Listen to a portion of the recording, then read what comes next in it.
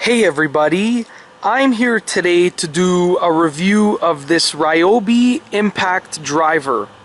Now, I purchased this impact driver a few months ago and I have used it many times, and I am absolutely happy with the overall performance of this impact driver. So I thought that I would film this review to outline some of the features and to tell you about my overall opinion of this impact driver.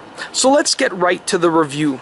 As you can see, it is an awesome impact driver, and it actually goes up to 2600 RPM, and that is one of the main reasons that I like this impact driver, because it gets the job done really well. And in addition to the what I consider to be impressive RPM, it offers 1,500 pounds of torque. So it is really powerful, and it gets the job done.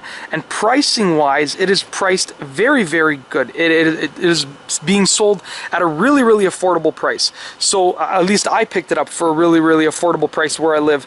And let's just go over the overall look of the impact driver. So as you can see, it is a sort of bright green color, and that makes it really easy to find and really difficult to lose. It has this button right here that controls the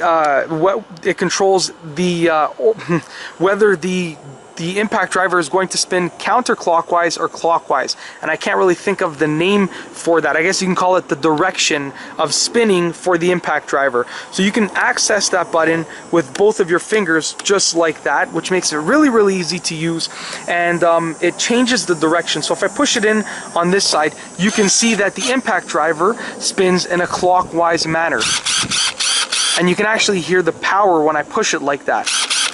And you can also make it go a bit slower if you sort of feather the trigger and you don't push it in all the way, just like that.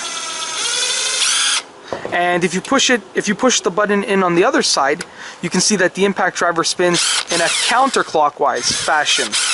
And another cool feature is if you push the button in the middle of both of those sides, it locks the trigger in place. So now, if you are storing this or transporting the impact driver, then you won't have to worry about the trigger being accidentally pushed, which will drain the battery and potentially cause damage. So you don't have to worry about any of those things because the trigger is locked in place, just like that. Now, if you take a look at the bottom, you can see that there is a magnetic tray.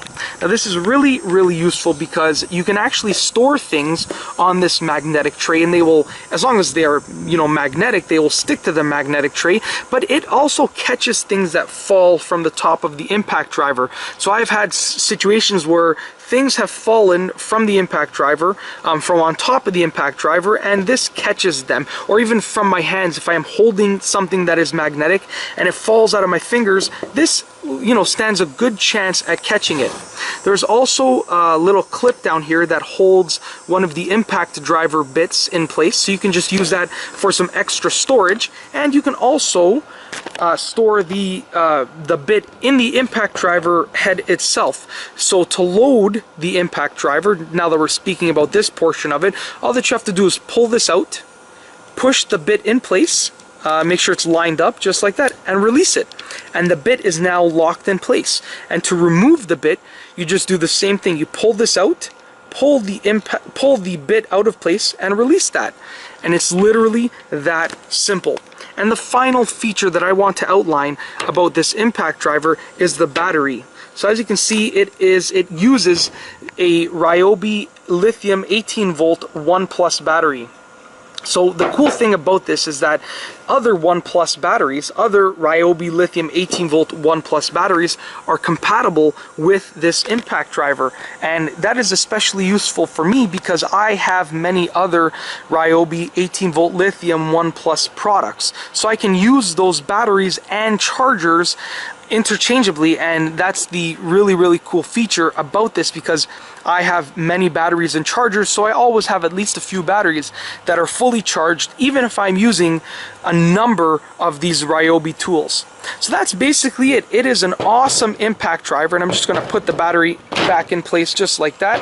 It is an awesome impact driver, and I am really happy with it. I've used it many times, and it gets the job done effectively, and just as I said before, it is priced appropriately. So if you are in the market for an impact driver, and if you are looking to purchase a new impact driver, then I would definitely recommend taking a look at this specific Ryobi impact driver, because you will definitely be happy with its performance.